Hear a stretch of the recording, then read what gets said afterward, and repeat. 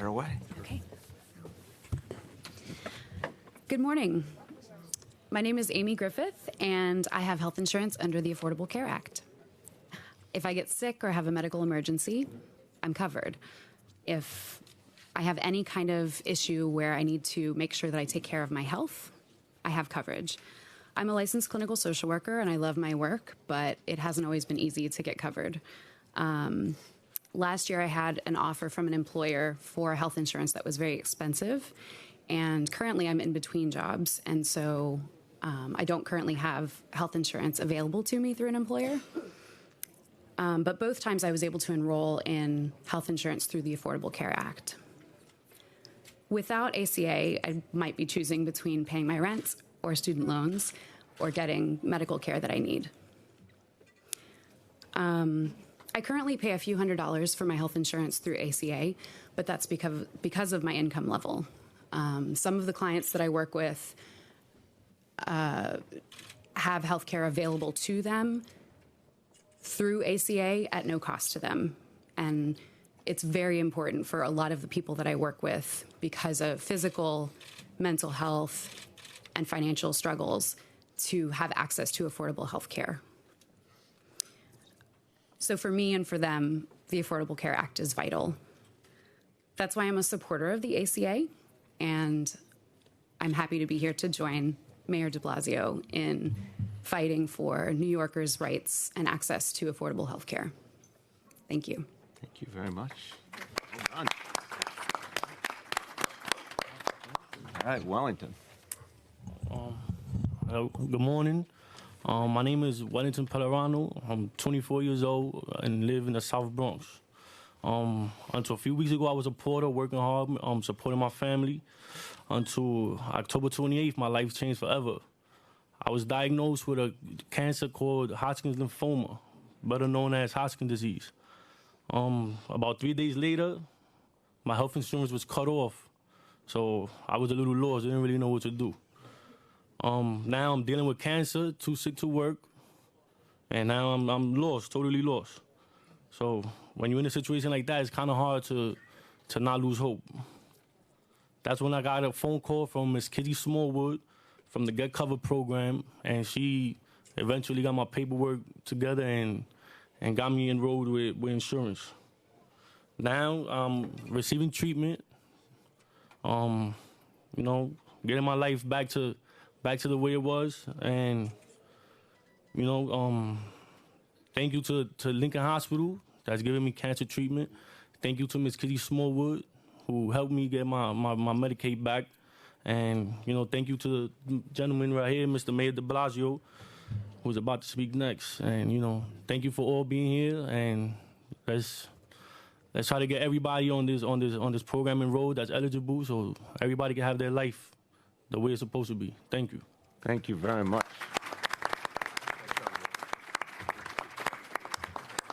No problem. Thank you for having me. Wellington, I want to thank you. Amy, thank you. Both provide very powerful personal testimony to why this matters so much, why it's so important to protect the Affordable Care Act, and also to make sure that every New Yorker who's eligible is signed up for health insurance. Their stories are so straightforward, the difference it makes when people don't have insurance, what it means in their life, the fear, the vulnerability when you don't have insurance, the danger of a health problem that creates a catastrophic impact on your household budget, and obviously the horrible danger, as Wellington has described, of needing care and not being able to get it, especially with a serious illness. One of the most powerful things about the Affordable Care Act, and I give President Obama so much credit for this, was that it responded to decades of concern among New Yorkers and among all Americans that we couldn't get coverage if we had a pre-existing condition. That was the norm in this country. We're the greatest country in the world, but if you had a pre-existing condition, God help you.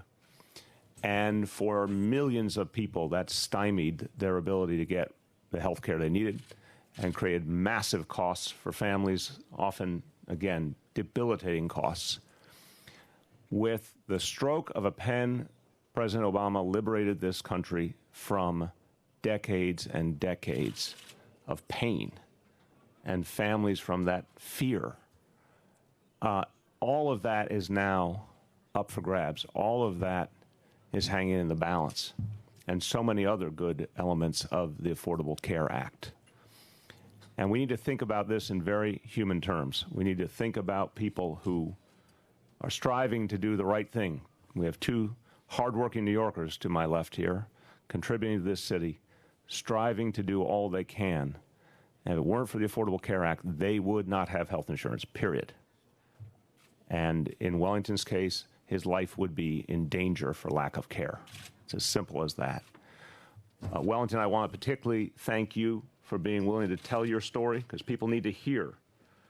One, they should come forward when they have a problem, and people are there to help them. Like Kizzy. Where is Kizzy? Okay, come forward, Kizzy, so we can see you, and thank you. This is the, come up here for a moment. You're way too shy. Because this is an example of someone who made a difference by making sure that a person in need actually got the insurance. Let's give Kizzy a round of applause. Thank you. Thank you very much. Just that one phone call changed Wellington's life. And that's what all of the good people in our Get Covered initiative are doing. They're reaching out all over the city to make sure people have the help they need. You know, I was just in the van outside watching this, and it really made me proud as a New Yorker to see people who work for this city and care so deeply enrolling people on the spot. It's just amazing to watch. I was there with two really talented folks, Sheila Glover, who's an enroller for Metro Plus, and Christopher Lai, also an enroller for Metro Plus. Sheila and Christopher were there talking to people and showing them how easy it was to enroll. Sheila was talking to a man named Andre who had not had insurance for over a year. And she explained to me that once she got the right information, it only took 15 minutes to confirm eligibility. So she was going to ask Andre to stay, get confirmation he was eligible, and then take the next step right away, immediately, to get him on insurance, and that he could have coverage within 72 hours. This guy who has not had health insurance for over a year can get coverage within the next 72 hours. Christopher was talking to Yesenia and Marcos.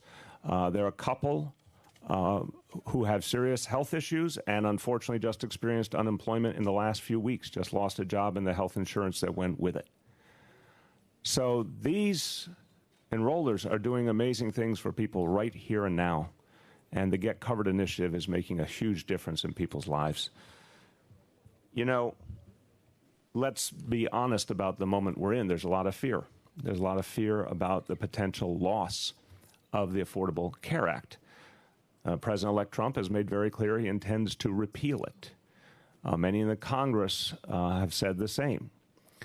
For all the people like Amy and Wellington, like Andre and Marcos and Yesenia out in the van, all of these people are depending on the Affordable Care Act right this minute. And they're hearing a sworn commitment to destroy it. Well, we can't take that lying down. We as New Yorkers need to fight back. And right now, one of the best ways to fight back is to sign up the maximum number of people for health insurance under the Affordable Care Act. And this is something that we're doing here in New York City, and it's something that people are doing all over the country as we speak, signing up the maximum number of people. First, of course, because we want everyone to get health insurance, and that's going to help them right now. And by any measure, that insurance is going to last for a meaningful amount of time, even as this fight over the future of ACA continues. But there's nothing more important than the facts on the ground. The more and more Americans that sign up for ACA, the harder it is to take it away. It's also an act of strength. It is sending a message that this city is going to stand by its people and not let a single election change who we are. We believe people deserve health insurance. If we're going to fight income inequality, if we're going to deal with the affordability crisis in this city, we have to go at all of the things that create a burden in people's lives. And the lack of health insurance creates a huge danger, both health-wise and economically. Or, as Amy described, if the only way you can get insurance is to pay a very high premium, then you're making a choice between rent, health care, food, the basics. So we have to keep working to get every single person enrolled right now. And it's everyone's business. I gave my speech at Cooper Union. I said to all New Yorkers, if you know someone who's not enrolled, help them. Tell them that they can get insurance right now. Encourage them, support them, help them get linked to our Get Covered campaign. That can happen right now. The folks in the van are signing up as we speak. It's straightforward, it's simple, it's fast. The impact of Obamacare in this state and this city is extraordinary. In New York City alone, since the Affordable Care Act came into play, 1.6 million New York City residents have signed up for health insurance. 1.6 million people have health insurance in this city because of the Affordable Care Act. You know, for decades, we talked about the 40 million New Yorkers who had, 40 million Americans who had no coverage. Well, 1.6 million of them were right here in our city, and now they have it. That's what we're fighting for. People are understandably fearful, as I said, but there's something they can do. Don't be discouraged. Get active, take a stand, get covered, get your friends covered, get your family covered. Make a difference. And we have started a major outreach effort, which is what we want to tell you about today. We are mounting an effort to sign New Yorkers up for health insurance under the Affordable Care Act, such as never has been seen in this city since this new insurance came into play. This is going to be the single most concentrated outreach effort we've ever had. It started in just the last 2 weeks, and in 2 weeks alone, there have been 20,000 calls and door knocks made. 20,000 folks who don't have insurance have been reached out to already. Of them, 1,000 already have appointments scheduled to get insurance, like you could see right out there in the van. The goal for this next year is to enroll 50,000 more New Yorkers in health insurance under the ACA, 50,000 more in the course of the next 12 months. Now, we have a particularly important deadline coming up on January 31st. It's when this current enrollment period ends. So we're really blitzing to get as many people in by January 31st as possible. And then we'll continue to the next open enrollment period next November. This will be an ongoing effort. I want to thank everyone who is a part of this effort, everyone who is supporting it and making it happen. From my administration, Dr. Mary Bassett, our health commissioner, Stan Brezhnev, our interim president and CEO at Health and Hospitals, and Regina Schwartz, the director of the Public Engagement Unit, which is doing this extraordinary outreach effort. I also want to thank our good allies, Kevin Collins, the executive director of the Doctors Council, Andrew Hone, the president and CEO of the Brooklyn Chamber of Commerce, and Dr. Arnold Saperstein, president and CEO of Metro Plus. Thanks to all of them for their dedicated efforts in helping us to build this outreach effort and change people's lives. Realize that when people have insurance, they go and get care. They don't put off taking care of problems. It means problems get solved. Their health is protected. It doesn't deteriorate. People have insurance. They're proactive. They accept preventative care. When people have insurance, they know that, God forbid, they get ill, it will not destroy their household budget, make it impossible to pay the rent. There are so many options, as Amy said, where people can get insurance for very, very little money. There are plans as low as $20 a month. That means that anyone can find a plan that works for them. And anyone who is not reached by the Get Covered outreach team immediately can simply call 311 and get connected to someone who will help them enroll. It's as simple as a phone call to 311. So please, remember that this is something we can do here and now. People come up to me all the time, and they say they're worried. They say they don't know what's going to happen in the future. They're uncertain. What can we do? Well, my message to all New Yorkers is there's something you can do right now. Get everyone you know signed up for health insurance. Dial 311.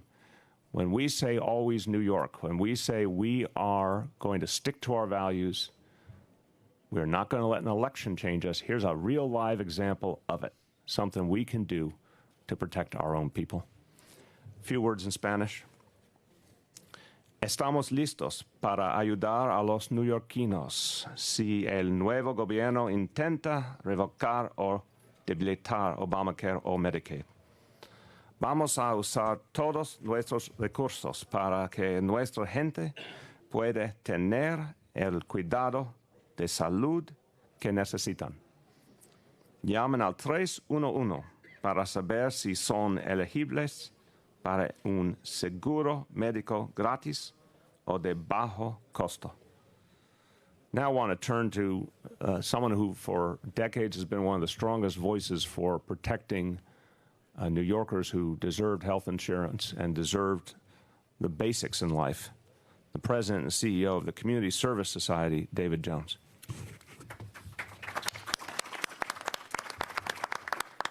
I'd like to thank the mayor for convening this. Community Service Society has been at this work for a long, long time.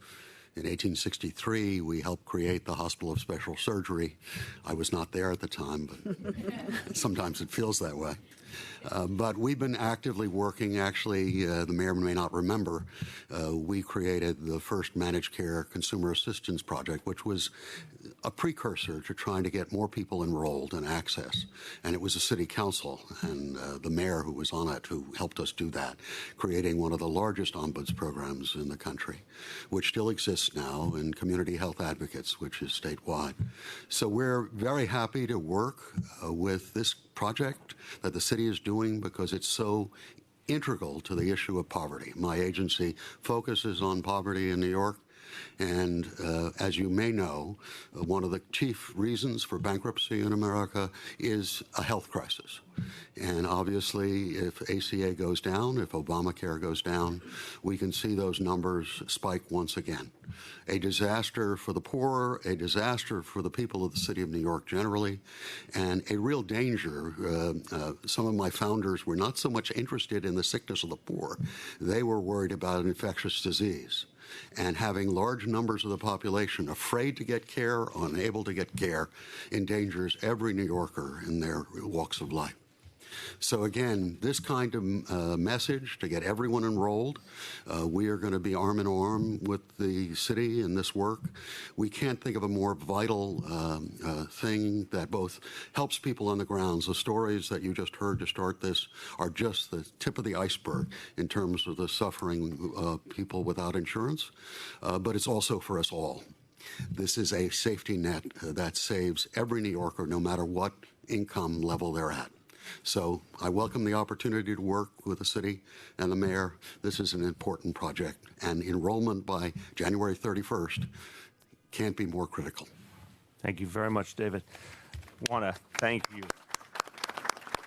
I want to introduce another ally in this effort, the president and CEO of Public Health Solutions, Lisa David. Thank you, Mayor. And I am honored to be here today in support of this initiative to get people enrolled in health care. President Obama's Affordable Care Act put a clear stake in the ground that we believe that health insurance should be a right for all American citizens.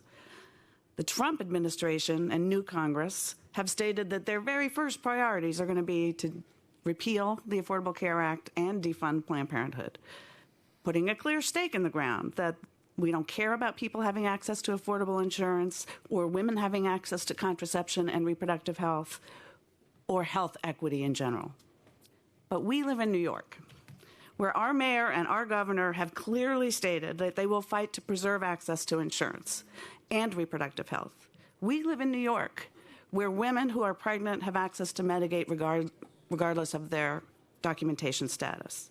We live in New York, where there's an essential plan for people between 150 and 200% of the federal poverty level that has a very low payment and, depending on your income, zero per month, so that you can get access to health insurance.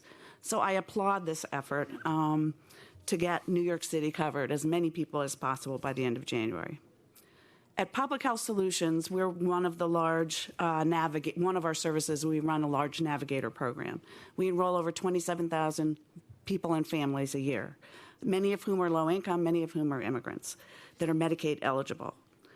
And because this is New York, we have done this work for much longer than the Affordable Care Act. We've been doing it for 15 years because New York has always been committed to providing access to health care insurance and access to health care. We've enrolled over 100,000 people in Medicaid and other health insurance plans since we started doing this work. Our navigators are usually co-located in other services that we provide and other organizations providing services so that people can come in and see everything they're eligible for, and we can get them their insurance when they're there. We speak over 20 languages so that we can really meet the needs of the community that might have struggles in figuring out how to enroll. So let me just share another story. Every person is a story, and they're all different. I can't share the names because it's not allowed, but there's a couple that came into our Bushwick WIC Center, supplemental food for pregnant women and children, and the husband had just lost the job, and they were trying to pay COBRA, and his wife had a variety of medical conditions, and so they didn't want to lapse in care, but they couldn't afford COBRA, and a friend of theirs had told them to come into this WIC Center because they were navigators there. So we quickly determined their eligibility and called their doctor to figure out which of the plans that they were eligible for they could get onto. And so they got insurance, and they didn't get a disruption in care, and they didn't get a disruption with their provider. A week later, they came back in to say that they'd made their appointment, and they were incredibly delighted that this was an immense relief. So we're here in partnership with the other organizations doing this work and the mayor and the city agencies to get as many people enrolled as possible. And I will say, you can do enrollment for Medicaid throughout the year. It's not just during the open enrollment period. So we're doing this every day. Thank you. Thank you very, very much. Final speaker has been fighting for health care for all New Yorkers with his work in the City Council as chair of the Committee on Health in the City Council. But he's also one of the leaders in this city that in the days after the election called together his community to talk about the ways that people could deal with this reality, this new reality we're in, and not mourn but organize and get ready to do things to address the reality. And I was honored to be at that gathering. And what was very striking to me, a room full of hundreds and hundreds of people, was that people recognized they were stakeholders. They had to do something about the reality. They had to protect the people of this city. And it was actually an inspiring moment. And the guy who made that happen, Councilman Corey Johnson. Thank you. Thank you, Mr. Mayor.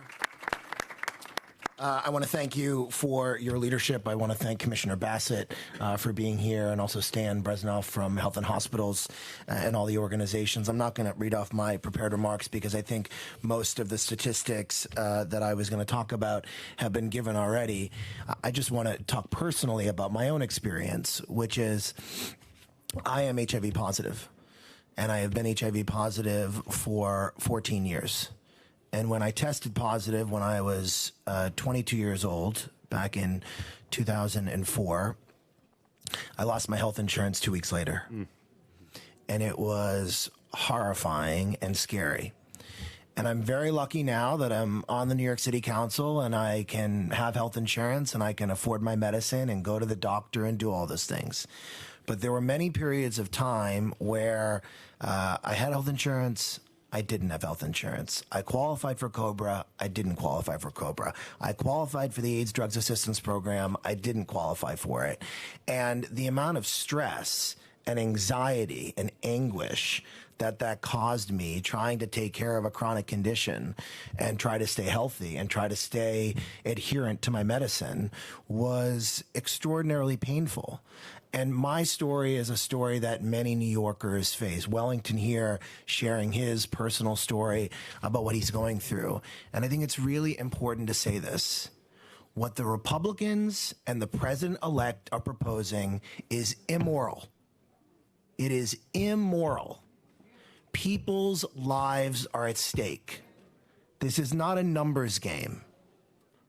Human beings are on the line. And as David Jones said, many New Yorkers are, one health illness away from bankruptcy and then from eviction because they can't pay their rent and they end up homeless. That's one of the major reasons why we see a big homeless population in New York City. A lot of those folks had health problems and were not insured before they ended up homeless. So the president-elect and Speaker Ryan and Majority Leader McConnell, I just want them to look at Wellington and look at me and look at the 1.6 million New Yorkers who have this safety net now. And we're telling you, you're not going to take this away from us. This is immoral. It is insane. And we are not going to stand for it. So as the mayor said, folks have till January 31st to sign up on the marketplace. And if you are feeling sort of helpless right now in these difficult times and you have health insurance yourself, help a friend get enrolled. Go out and volunteer at a local organization and help someone get enrolled, because this is not just an act of sort of civil disobedience in some ways. It is an act of what you are allowed to do right now. And the more people that we sign up, the harder it's going to be for a right-wing Republican Congress to take away this right. The mayor, I think, has acted responsibly and has been conciliatory in his remarks about the needing to work with the new administration. I will be a little more militant and say that we have to stand up. We have to oppose these people. We have to fight back. And we have to say, you are not going to harm so many New Yorkers, so many children, so many people with HIV, so many people with cancer, people with diabetes, people who are low income, people who have children, senior citizens, people that need their prescriptions. You are not going to take this away from us. New Yorkers have stood up in the past. During ACT UP in the 80s, people put their lives on the line to get life-saving medication and care. And we are willing to do it again. We will be the epicenter of resistance in America in opposing immoral actions that are set to come down. And I want all New Yorkers to stand up and get covered by January 31st. Thank you very much.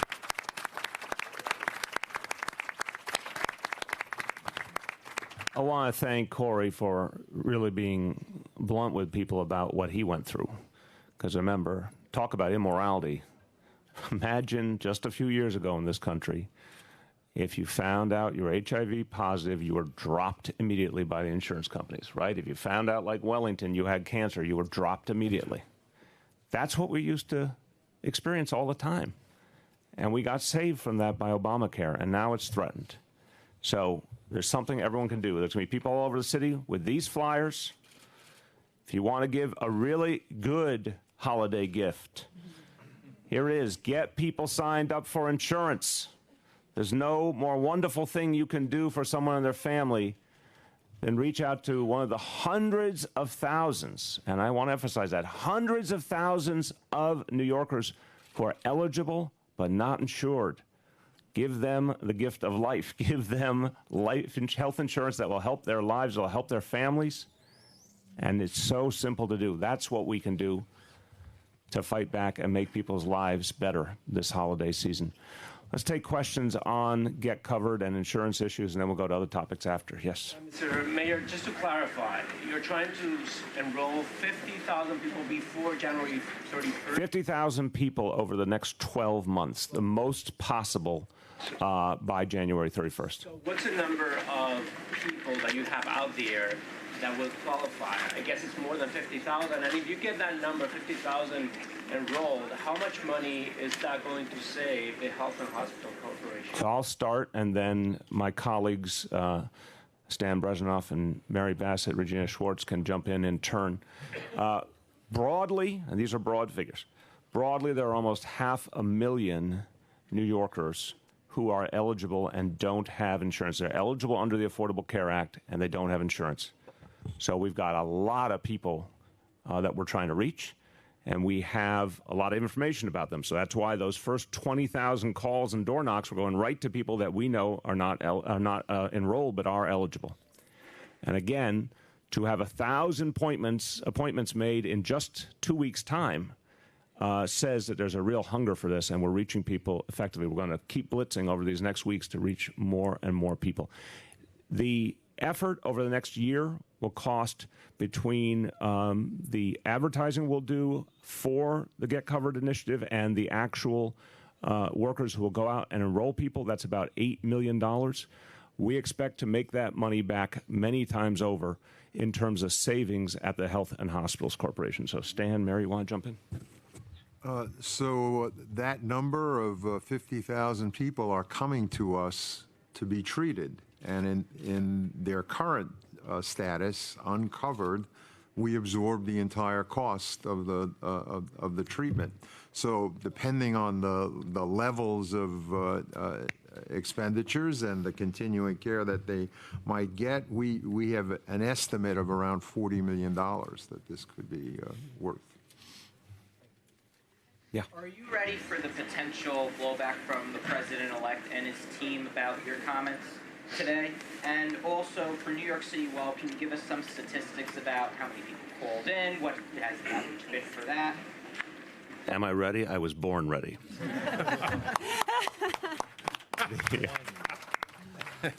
There's no choice but to fight here. And what I said at Cooper Union, I was trying to lay out a game plan for the people of this city. Of course we're going to fight. What's the alternative? To let our people have their insurance taken away from them? 1.6 million people robbed of their health insurance? We would never accept that. We're not going to let people go without health care. We have to stand and fight. But we're going to do it the smart way, not just with words, with deeds. So every additional person who signs up for the Affordable Care Act, again, it creates momentum to keep it in place. You know, these right-wing Republicans who think it's going to be easy to repeal it, guess what? A lot of people have voted for Donald Trump. When asked, and I've seen the survey information, when asked, well, how do you feel about not getting health care because of pre-existing conditions? They're like, well, no, wait a minute. I didn't mean I wanted that taken away. Well, how do you feel about your kids not being able to get insurance on your plan up until the age of 26? They're like, wait a minute. I didn't think we meant that. It turns out, and of course, the tens of millions of people who, because of the Affordable Care Act, have health insurance who didn't have it a few years ago, in red states and blue states both. They don't want to get that phone call saying, oh, by the way, we just canceled your policy because of an act of Congress. So I think this is going to get real complicated real quick for the Republicans.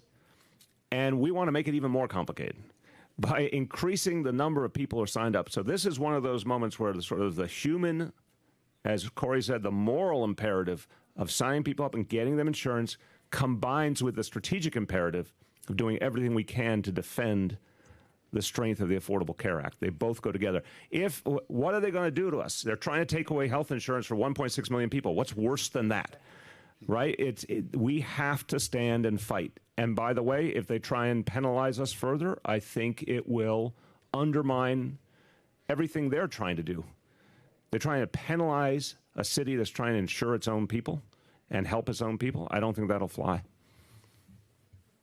David. I'm just curious, how many, you're trying to get 50,000 people to sign up in this coming year. How many signed up in 2016? I mean, we've had, obviously, far more than 50,000 signing up thus far. Right. So the original, and I think Mary knows some of this history, obviously there was huge momentum in the beginning when it was new, and a lot of people signed up. It's been important to try and build on that momentum. So we think this is a realistic goal over the next year, but you can speak to what's happened so far.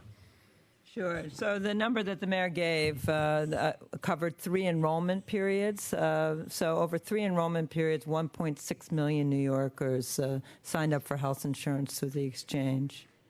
So that's the kind of momentum that we've had.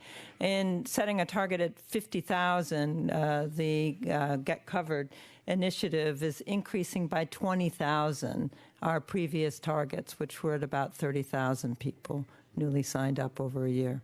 Right, and what's been a problem, David, the nagging problem for a while, is this last 500,000 people, and again, my colleagues can speak to this more in detail, but the last 500,000 people, we have not seen the kind of movement we wanted, and that's why we needed to do a much more aggressive outreach effort. There's a lot of people who are eligible, don't know they're eligible, who think it's cumbersome to sign up, who think that it will be more difficult or costly than it is. So there's been a lag. There's been a group of people that the previous sort of more general outreach efforts haven't reached. So we're doing the community organizing approach, which Regina's leading. We're going to their doors. We're going, calling them on the phone and engaging them very, very personally. Okay, yeah. Part, if you have more information about this 500,000 people, like whether you've done surveys or any kind of research to figure out what the major limiting factors are, and also what was the genesis of this particular added initiative? Was it Trump? Was it also the HHC budget? Okay, you're good at multifaceted questions. Let's take the first one. We'll come to the second one. Okay, so again, the first was did you do kind of research on this? On the 500,000 eligible. Okay, who wants to speak to that? Are these poorest people? Are these? Go ahead. Don't all speak at once. How do I start? So these are people who we don't know who they are. We have our estimates are based on surveys that the health department does, among others. The state also does surveys. Before Obamacare began, there were 21% of New Yorkers who lacked health insurance. Our most recent estimate, which is from 2015, shows that there are 12.6% of New Yorkers who lack health insurance. That's a 40% decline. So we use those numbers to estimate the number of people who lack health insurance in the city. Now, some people who lack health insurance aren't eligible for it, principally people who are undocumented. So that's how we have as an estimate, and it is an estimate, that about 500,000 people or more have not got health insurance and are eligible for it. We also can make some estimates based on our survey work on what neighborhoods these individuals are in. And they are, not surprisingly, neighborhoods that are served by the 11 hospitals of our public hospital system. Neighborhoods like Sunset Park, like Bushwick, like West Queens, like the South Bronx. Neighborhoods in our city that are low-income neighborhoods are where we have an excess of people who are uninsured. And that's why this outreach effort that's not just dependent on a public media campaign, which is also ongoing, covers the subways and so on, but actually is reaching out to people with the boots on the ground, door to door, leafleting on sidewalks, is focusing on neighborhoods that are in the catchment areas of our publip hospitals. Right, so we have a... Well, David, then. Sorry. No, you go ahead, then Regina. Okay, just to echo what's been said, we do a survey every year called the Unheard Third, which has about 1,700 respondents, telephone and excess cell phone, and it concentrates on low-income New Yorkers. And we've been asking health questions for a while, and it echoes what the commissioner said. We're finding that people don't do it, some out of fear of government involvement, which is one of the things we have to recognize is one of the dangerous problems that's emerging in the Trump administration, of trying to terrorize people in terms of saying, you better not come to government. And Stan and I remember the first act in our former lives at HHC was to promise people who came in that irrespective of their status, they were going to get treatment. So all of these things mixed together, we have trouble with the undocumented or people who are in various stages of getting documentation, and we get the poor who just are afraid of government generally. So there's a lot of work to be done here, and it really is going to take a concentrated effort, perhaps more so now, against some of the fears that are out there. Regina. So for our Get Covered initiative, we have a by-name list of folks who have used the health and hospital system, and we are going to their doors and making phone calls to them and then case managing them to enrollment appointments. After they become enrolled, we then schedule them for a preventative care visit at health and hospitals. So we're making sure they're getting the service that comes with the enrollment. And so we're starting those boots on the ground around Lincoln, Woodhull, and Elmhurst hospitals, as well as other areas citywide. But as everyone before me have said, it's mostly low income. It's focused in those areas for now, but we're also taking community intakes, partnering with elected officials' offices across the city, and doing work to catch those individuals who are eligible but haven't had the time or the knowledge of the paperwork or the ability to schedule that enrollment appointment. And we hold their hands through the process and then make sure they're using the resources that they now have available to them. And I know you had another part of your question, Corey, and then we'll go to the other part of your question. I just want to say one thing, which is I think it's important, and it was mentioned earlier, that language access is one of the biggest barriers. And I think the most recent demographic statistics are that nearly 40% of New Yorkers were not born in the United States of America, which means many of them English is not their first language. And so, as I'm sure Regina's team is doing, and as Lisa said with Public Health Solutions, you know, if you're going to go into the Bengali community, you need someone that speaks Bengali.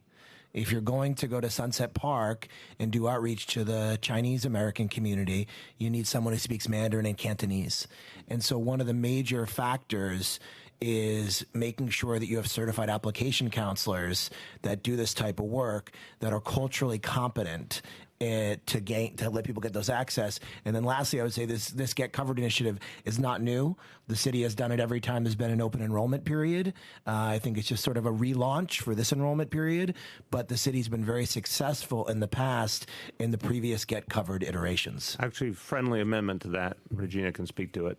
There's been an initiative in the past, but not with this kind of door knocking, phone banking, you know, classic community organizing effort to really blitz and blanket areas to get people. And that's part of what we think is a big difference here, is that we're going to be much more hands-on. We certainly found this with the pre-K initiative as well, that more hands-on engagement with people, because a lot of the folks whose kids ended up in pre-K initially were concerned they couldn't find the right location or it was going to be difficult to navigate.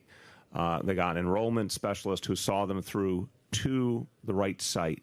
We want to take that same approach and do that to get people into health insurance. And given how many people are not enrolled, it is even more urgent in this case to get to people quickly and get their families covered. What was your second part?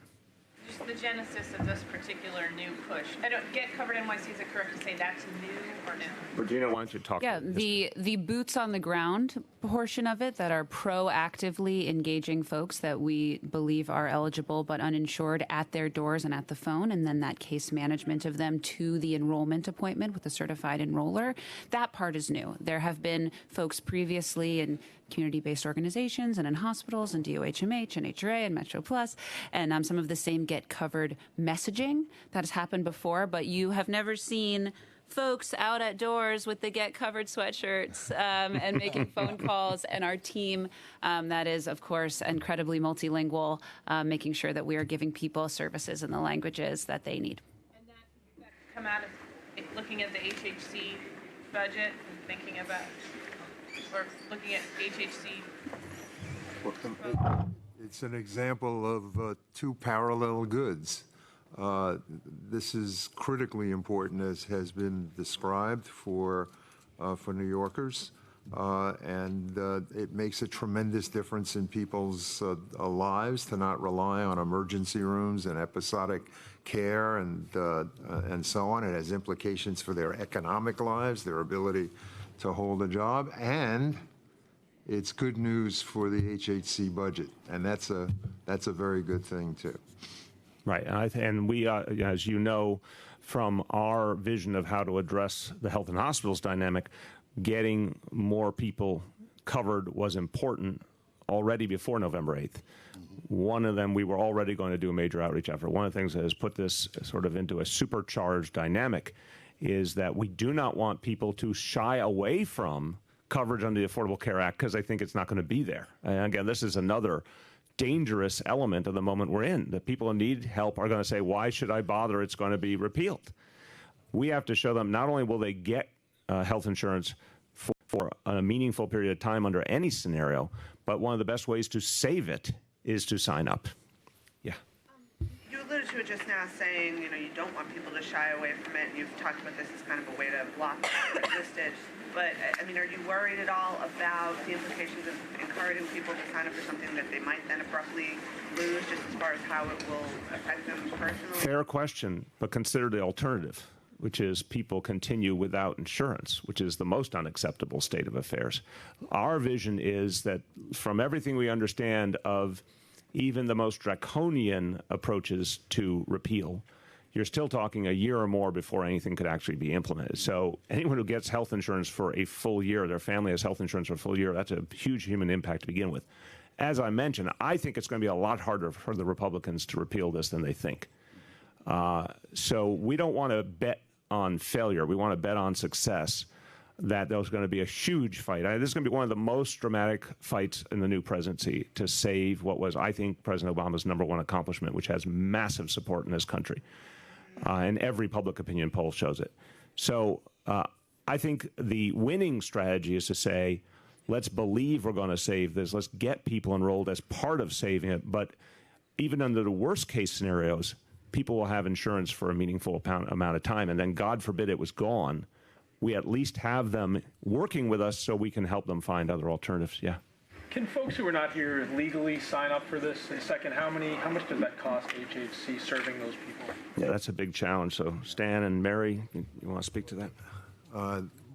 Well, those who are not here legally cannot sign up for Medicaid or use the exchange. What does it cost? Well, the cost to the Health and Hospitals Corporation since we serve everyone without regard to their ability to pay, that's a big chunk of what we lose every year against our bottom line. Do you have an estimate of how big that chunk is? We can get you that, but I want to say that piece, although there are some things we can do to mitigate, this is the area where we have much more impact, more opportunity to reduce the burden by getting the almost 500,000 who are eligible. It's, very roughly 2 500,000 people populations, almost 500,000 undocumented New Yorkers, almost 500,000 people who are legal, eligible, not getting insurance. That second group is the one where we can really make an impact on reducing cost. And just to follow up, is there some health program for folks who are not here legally who need health services? Show up to Mary, you want to speak to that? Yes, we're, as you probably know, there's a program called Action Health NYC, which is a demonstration project that's based, actually, this is one of the sites here at Gouverneur Hospital. It involves several federally qualified health centers as well as 2 public hospitals, the other one being in Queens. And that's trying out the idea. Now, we should all be clear that because we have this public hospital system in New York, everyone can get care. They just can't get care in the way that we want to see people get it, which is care where they have an assigned doctor and regular continuous care by a named provider.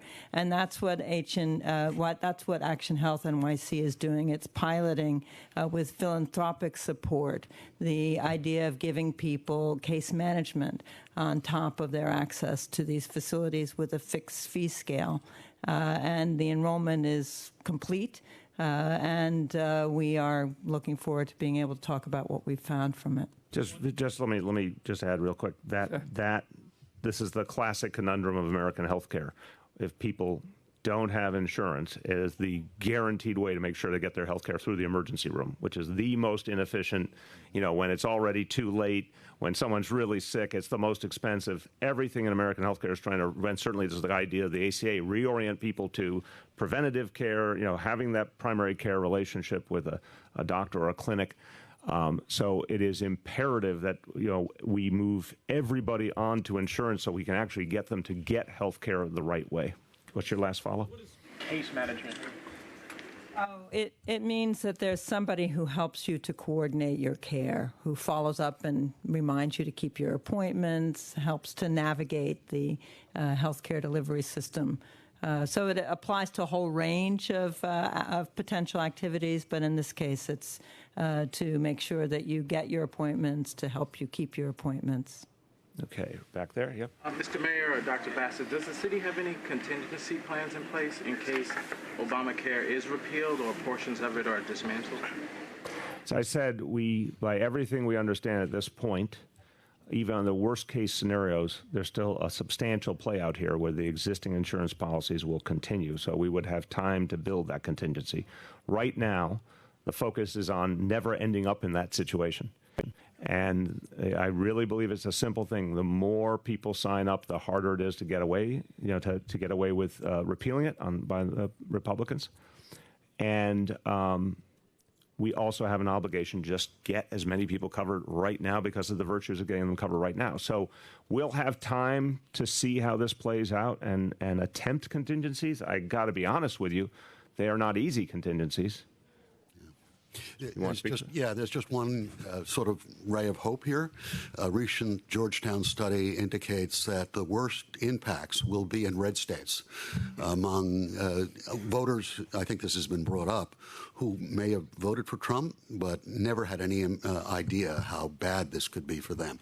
So there are going to be pushbacks, as the mayor said, because this is not going to be focused solely on New York. Say the least, Mara. The $40 million in savings to HHC with the enrollment of 50,000 New Yorkers, is that recurring or is that a one-time savings? I'll start and then Stan can jump in. The basic reality is once you sign people up, although they have to go through a re-up process, and these guys can speak to how that works, so it's not like they're signed up for the rest of their life. They do have to regularly re-up over the years. But once someone's signed up, you have a much greater chance of them sticking with insurance, and therefore the reimbursement to HHC is great. So basically, the simplest way I could say it is, you get them the first time, you have a very high likelihood of keeping them, and then that means more and more reimbursement for HHC. So it's an estimated figure that's predicated... Wait, turn on your microphone. There you go. It's an estimated figure that's predicated on the fact that we're not getting reimbursed for services to these individuals. These are individuals who are presenting themselves for services and are then while being served, they're being referred for enrollment. So getting them enrolled means the services that we're providing to them at that point and on a continuing basis will be reimbursed. So it's a combination of it's more revenue than it is reduced expenses. These enrollment periods are for a year anyway, in most cases, and we will be working with our patients to ensure that they continue to be enrolled. But there's every reason to believe that enrolling individuals in insurance programs means that we're going to get revenue streams from them for their care. Okay, yeah. Just in the same vein, so how much has health and hospitals saved or made in revenue based on the 1.6 million New Yorkers? Well, I don't know that we've tracked it in exactly that way. And not all of the people who have been enrolled over the years have gotten their services at the Health and Hospitals Corporation. So what we have to do, which we can get you, is how many do we know got H&H coverage, meaning that's where they went for their care on a regular basis. We can get you that. I'm right behind you. Do you have numbers for how many people have enrolled during this enrollment period that began in November? Regina, do you happen to know that, or we can get it to them? We can get it. We can get it to you, yeah. Yeah. Am I inferring correctly that people who live around the public hospitals are using them for emergency care but not getting signed up for the ACA? Is that what that means? I think you hit the nail on the head there, right? Yes. Barrier, when they come in to the ER, why aren't they getting, I mean, if you can do it on demand in 15 minutes, why aren't they getting signed up? The language thing? They're probably better. I'm not sure who they're. One thing about the uninsured in the city is that we don't have generally a list of people by name. Once somebody signs up for health insurance, then we have a name for them and a phone number, which may work a lot of the time, an address. So that's the way, that's the brilliance of the system that you've heard is described as the boots on the ground, that it uses the H&H individuals who, by name, who were seen and were not reimbursed. They had a non-reimbursable visit. So you're right that we need to make it easier for people to get signed up, but no one who walks through the doors will be turned away because they don't have health insurance. Right, and stating the obvious. I think we're always looking for, whenever we come in contact with someone, taking full advantage of the moment to do all we can do. In the middle of an emergency room visit, it's kind of a double-edged sword. Sometimes that might be a good time to do it. Sometimes that might be a really bad time to do it. People's minds are going to be elsewhere. But we're gonna use every approach we can. I think the other differentiation here with this new approach, which again parallels what we learned from pre-K, is the first contact begins the process. Seeing them through to enrollment, keeping them enrolled, is about direct human contact, and that's where this very hands-on approach makes a huge difference, and then ultimately saves us a lot of money too. Let's see, last call. There's questions. Yeah. If I may. The first one is the words you used today to encourage people to register sounds very similar to the words that advocates used when DACA was launched. They said, oh, you should just apply. The more people apply, it will be harder for the future president to repeal it. But now people are in fear. So are there any possible negative impacts on people who are registered if the program is Obamacare? I think it's a fair question, but I would argue obviously very different realities. DACA was about people who lacked documentation. As you heard earlier with the answer, the only people who can sign up for insurance under the Affordable Care Act have to have documentation. So I think there's not a direct parallel. But even in the case of DACA, I would argue, and it was very striking, as I mentioned after I met with the president-elect, I brought up the issue of DACA and the human cost of any effort to deport the Dreamers who came here not by their own choice. It was one of the more powerful moments in the meeting. And not because of that meeting, I think a lot of people have said it to him since. You noticed a week or two ago, he started to change some of his language about DACA. So I do think, again, this fundamental human and political idea, the facts on the ground, matters a lot. I think the more that trying to move a policy that's going to hurt a lot of people, and those people are going to be vocal, and their families are going to be vocal, and their friends are going to be vocal, it gets a lot harder to keep one of these militant promises when you stare down the reality. And the point that David made is really important in this. You could make a really strong argument that a number of red states are particularly dependent on Obamacare, and we can say with certitude there will not be an alternative offered that will be anywhere near as inclusive. I think you're going to see a backlash, and I think you're going to see a lot of senators and congresspeople start to get cold feet when their constituents understand what it means. I think the same is true on DACA. There are a lot of scams in the immigrant communities. So when the city specialists go to knock their door to talk about Obamacare, how do they tell whether these are the real ones or the scammers? Virginia, you want to speak to that? Well, we have our city IDs, which we always show.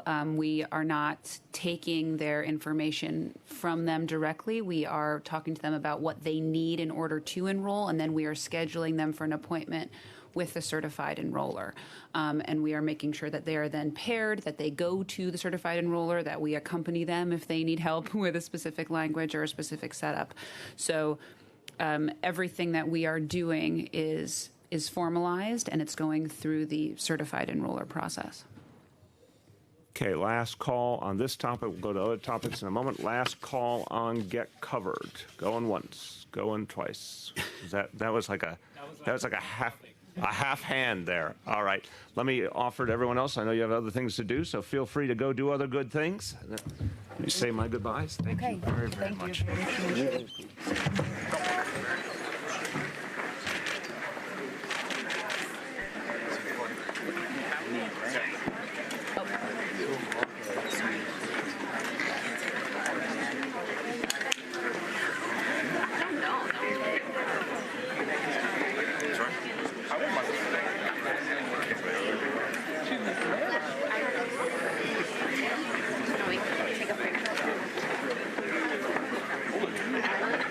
It is a little chilly in here.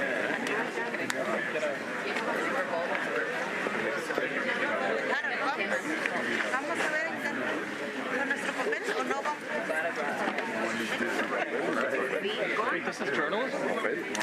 This is journalism? The outside. What's a solar flare? Ah, no, es que él va a estar atrás.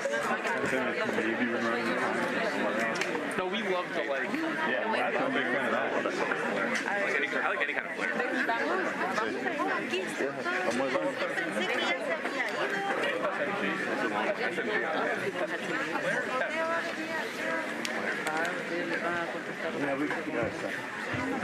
Venga, venga, venga, vamos.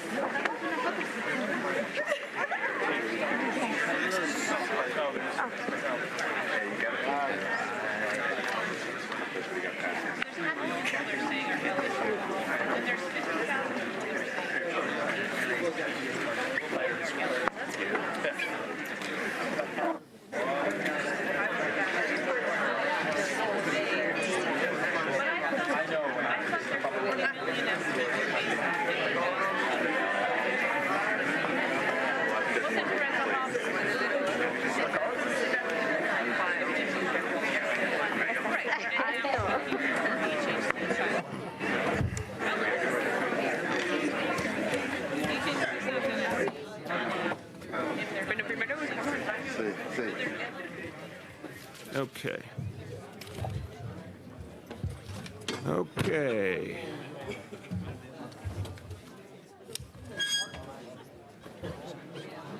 Almost ready?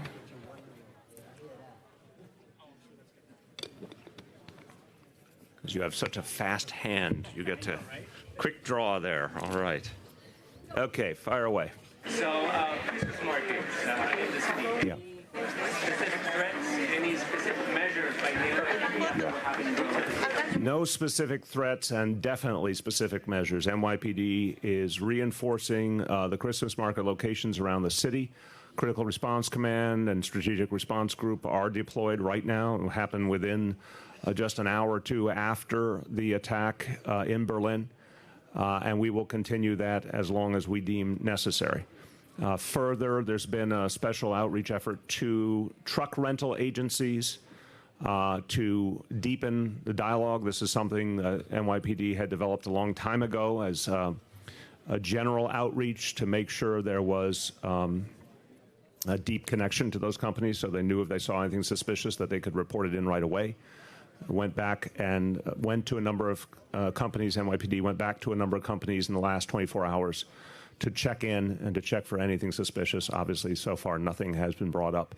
So no specific threat, but there'll be a lot of reinforcement of the Christmas markets, a lot of vigilance.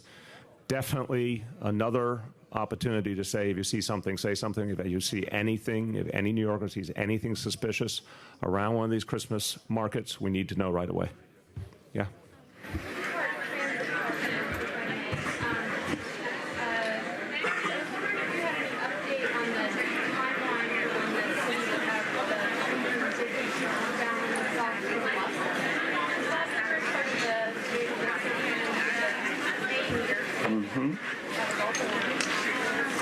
I will get you that. I don't know the exact time. I'll get you that. Go ahead. We've seen after years of ignoring it, basically, Governor has taken a interest in the MTA and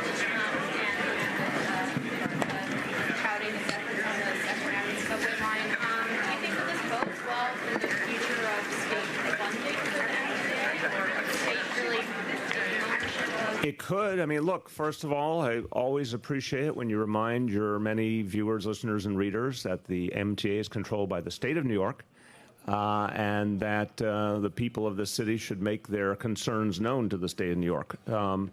I think what's happening with Second Avenue subway is great. It's been a long journey. Everyone knows that. But if it gets done, it's going to be a great thing for the city. And yeah, of course, the more energy the governor puts into the MTA, the better, particularly to what the MTA does in the 5 boroughs. So I think it is an encouraging sign. In the back. The state says that miles of newly installed gas bins need to be re-inspected because workers for a contractor likely cheated on certification tests. Con Ed, National Grid, and the state are all investigating. You've been briefed on this, and what's your reaction? What is the city doing? Have not been briefed, but we can get you a reaction today. Yeah, Aaron. Tony Bella announced his campaign against you, against you for mayor this weekend, and he chose to do it at the site of the proposed homeless shelter now being used to house homeless families in Massachusetts. You've been very critical of that group of protesters. I'm just wondering what you think of that strategy and seizing on that issue as, for a mayor. Don't have much to say about it. We are going to keep doing the work we need to do to get people off the streets with our Homestat initiative, which is really starting to bear fruit, and you'll be hearing more on that shortly, and to reduce the number of people in shelter. We've already gotten 45,000 people out of shelter and into permanent housing. We're going to be deepening those efforts as we go forward. Following up on Aaron, Senator Abell was just on the Brian Lair show this morning. In this particular exchange, it was over Vision Zero, and he seemed to sort of suggest that he didn't believe the information coming out of the administration that Vision Zero had made progress, had made pedestrians safer, and essentially didn't believe the data coming out of your City Hall. What does that say to you about the tone of this campaign? I'm not going to prejudge a campaign that's just beginning. The data comes from the NYPD. So I think people who question the NYPD don't end up being proven right. I think this is an age-old thing. We've seen it for years now, people questioning the NYPD statistics as it's continued to drive down crime, and now played a crucial role in reducing fatalities because of traffic incidents. This is a good thing for the city, and people should celebrate it and help us deepen it. But anyone who wants to question the NYPD statistics, I think will be proven wrong. Mr. Mayor, when Phil Walczak left the City Hall for the campaign, I asked you if you'd replace him. You said we'll stick with the group we have, but now you're bringing in a new communications director. So I'm wondering what changed and why you felt like you needed to bolster. Well, at the time, we just didn't have an immediate plan for change. But as we saw an opportunity, we went with it. I think Andrea Hagelgans is the right person to pick up the role that Phil had and Peter Ragone had before that. And Mike Casca brings a whole new capacity to this team that I think is really wonderful. And it just made sense. We saw the right package and we put it together. Yeah, please. Last year, I think it was right around this date, you did a roundtable for the press at City Hall and talked about sort of the end of the year and how your term was going. Are you going to do that again this year? I don't think we've thought about that yet. So we'll think about that. Yes, Mr. Mayor, back to the safety and security issue. Other than the outdoor markets, there are areas where there are a lot of people, a lot of tourists, Fifth Avenue, Rockefeller Center, World Trade Center area. What, if anything, is being done in those locations where there are people on ground level, on streets and sidewalks? Oh, that's something. First of all, a lot of those sites are well protected already. But clearly, when we have any kind of international incident, we look at the specific nature of the incident, and that informs where we reinforce. But we also double back on the most prominent locations in the city and the highest activity points in the city. So places like Rockefeller Center, places like Times Square, World Trade Center, of course, we're going to have extra presence there. This is, we know this time of year. This is not, I think it's a very sad reality, but it's not new to us.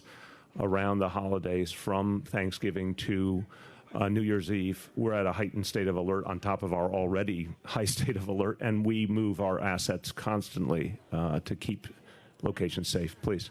And Berlin was closing down these outdoor markets. Any thoughts given to that here? No, we First of all, the constant reality we deal with terrorism. We're not going to let terrorists intimidate us. We're not going to let them change our way of life.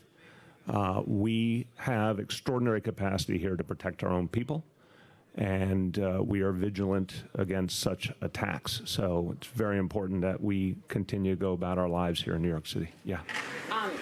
Following up on that, security around Trump Tower with traffic moving down Fifth Avenue, the idea that a truck, I know there are police barricades, but they don't seem sufficient to stop a truck. There's a lot of restrictions in place and a whole lot of personnel to back them up. So I don't know all the details of what happened in Berlin. I've seen, I think, mostly what you've seen, but we can safely say there were not restrictions and huge amounts of armed personnel to stop that from happening. The situation is the exact opposite around Trump Tower. There's truck restrictions well before you get to Trump Tower.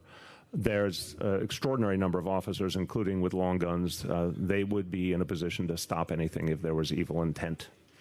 Mr. Mayor, payroll records show that there's a significant percentage of the ACS workforce that is comprised of managers as opposed to, say, caseworkers.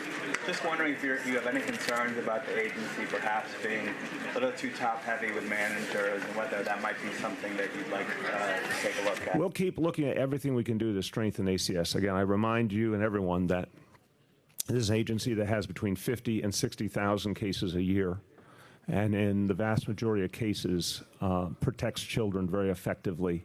And again, you don't hear about it. You don't hear about it when they succeed. You hear about the small number of tragedies that we are going to move heaven and earth to stop. Because again, I think it's so important to understand this is an agency I asked for perfection from. I don't believe that's very doable in human life in general, but that's the mandate to ACS, to literally save every child.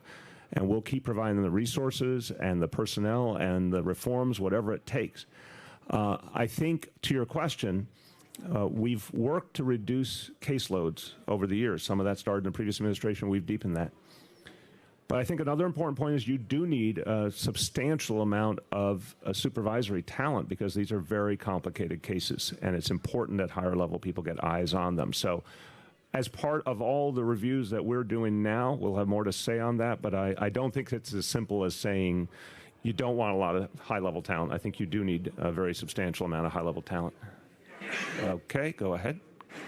Go ahead.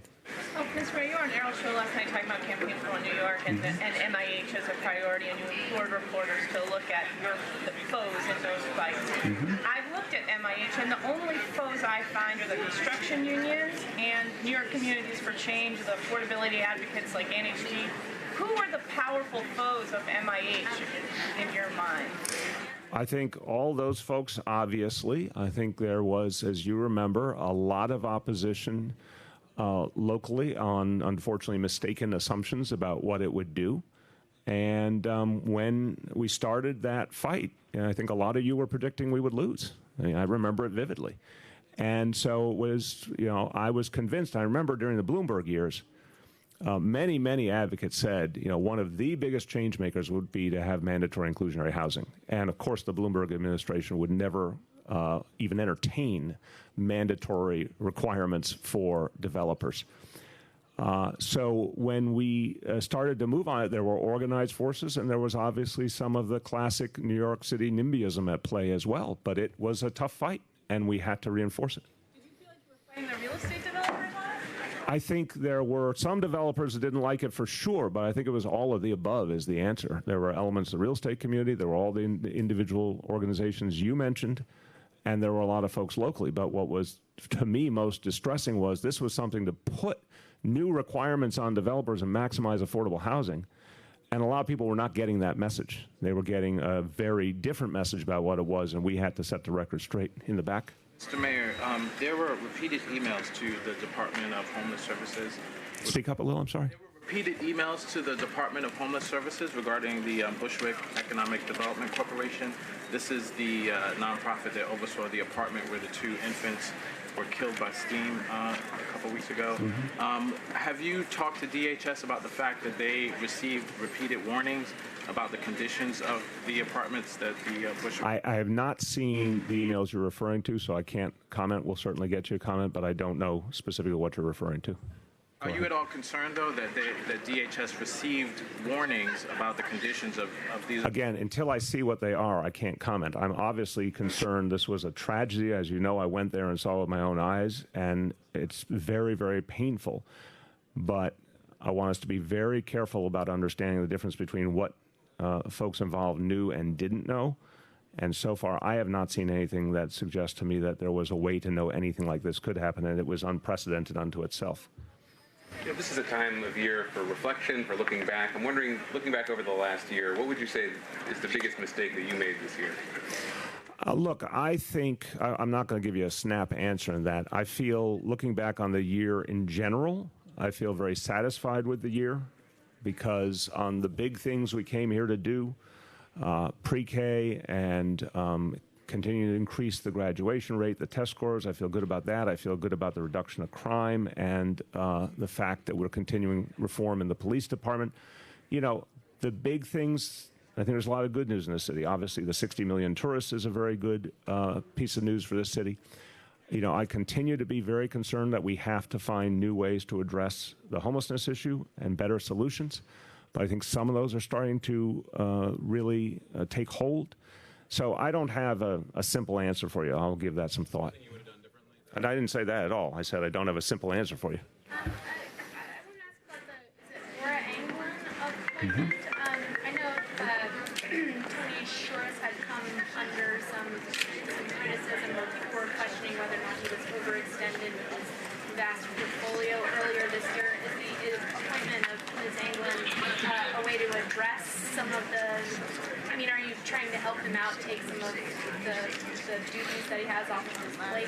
I think it's a way of just making the team stronger. She's a real proven leader, tremendous experience, particularly at the state level. And, you know, Tony has a huge portfolio. And again, a lot of the successes I just referred to are part of that portfolio. I think he's done a fantastic job. But it gives us the ability to, you know, support his work more effectively. It's as simple as that. Yeah, back there. As of late last week, A little bit louder.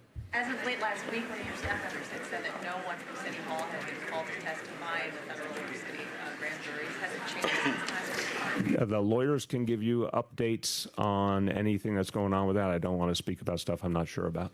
During the extreme cold, how was the homeless outreach? The homeless outreach was very strong. I don't have my handy numbers that I often have when we're in the middle of one of those extended periods, but I feel very good about what I'm seeing in terms of the homestat apparatus getting out there and working very closely with NYPD and EMS and getting people in. And so I think that's working really well. Obviously, the vast majority of people come in voluntarily, but when we do need to act involuntarily, we do. All right. Thanks, everyone.